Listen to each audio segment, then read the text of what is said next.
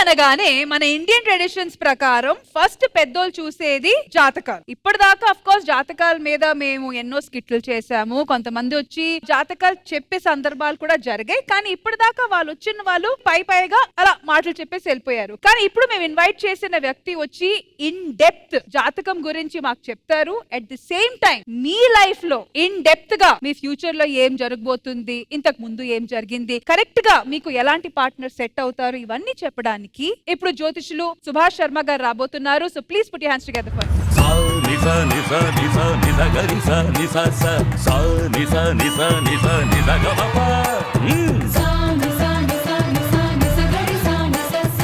అదన్నా చాలా మందికి పెళ్లి అవ్వకపోవడం జాతకం కూడా ఒక రీజన్. సుభాష్ శర్మ గారు ఒరిజినల్ గా మంచి ఆస్ట్రాలజర్. మీకు ఆయనేనా? లేదండి, మనకు పెట్టిన పంతులు గారు ఎప్పుడో పోయారు.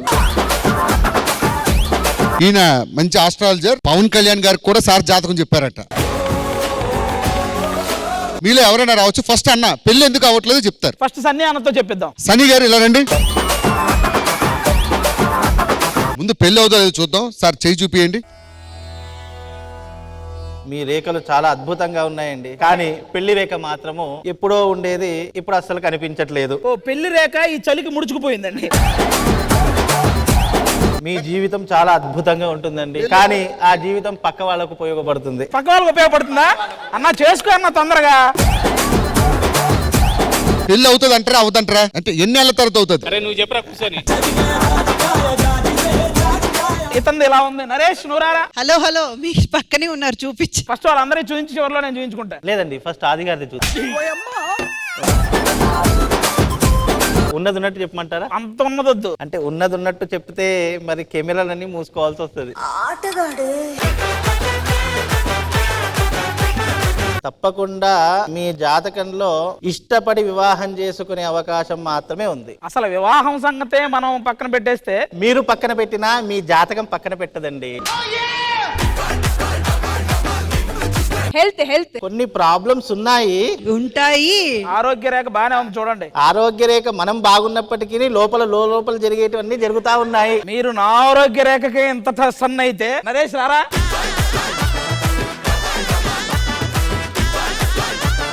చూడ్డానికి చిన్నగా ఉన్న పెద్ద మనస్సు.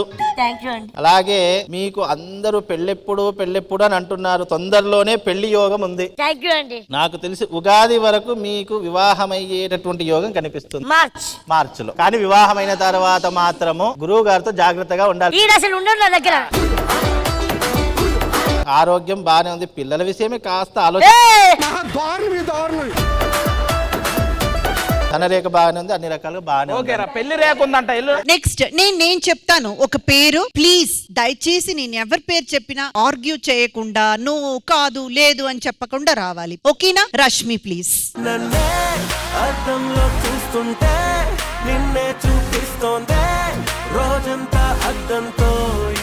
వరుసగా నిజాలే చెప్పాలి. ఎక్కడ జోకులు వద్దు.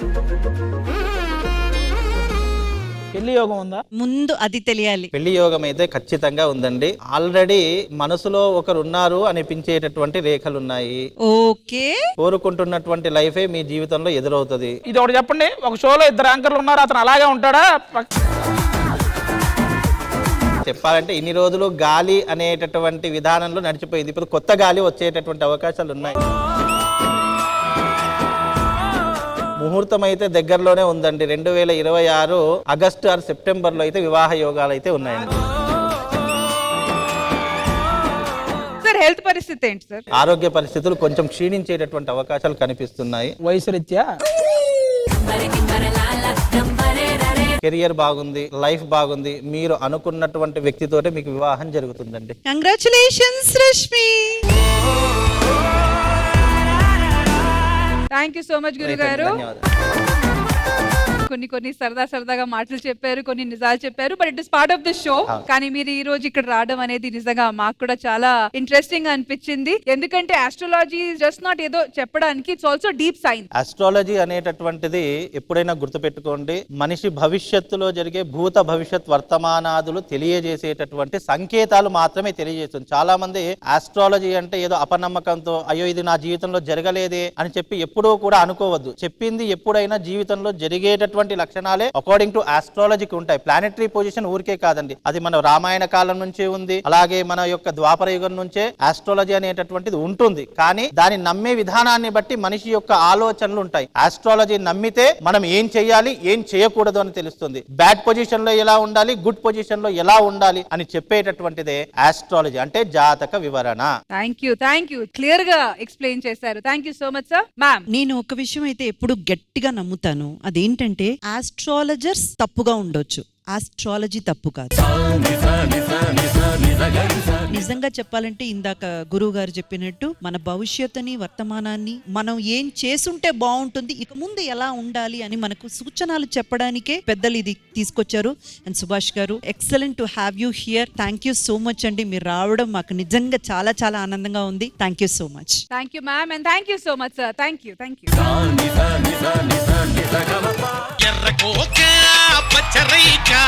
మనం చీరల షాప్ పెడితే ఎవడరా మన పక్కన వైన్ షాప్ పెట్టింది? మందు షాప్ పక్కన చీరల షాప్ సింక్ అవ్వలే అసలు. మీ వాళ్ళు వచ్చి మా షాప్ క్లోజ్ చేయిస్తారో, మా వాళ్ళు వచ్చి మీ షాప్ క్లోజ్ చేయిస్తారో చూద్దాం.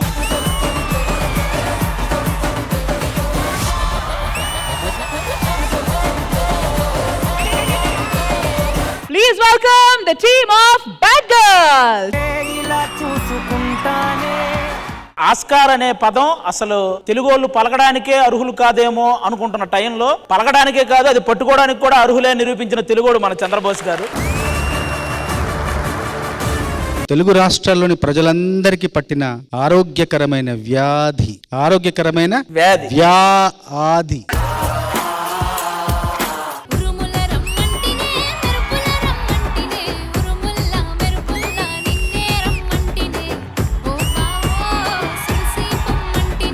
బ్యూటిఫుల్ గా అనిపించింది.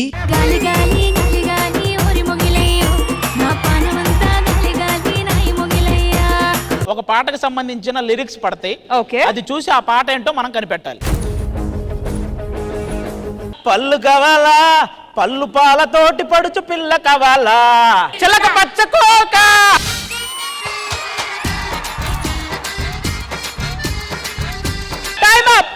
పాల కడలి మీద తేలు చంద్రికో, అన్నుల మిన్నుల అన్నల.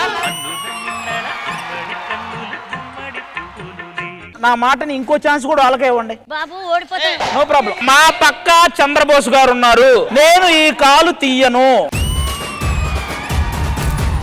హలో నేరేడు కళ్ళ దానా. Right answer. ఇంకో ఛాన్స్ కూడా వాళ్ళకే ఇవ్వండి అబ్బా. నో యూస్, వాడు విండు. నో ప్రాబ్లం, మాకు చంద్రబోస్ గారు ఉన్నారు.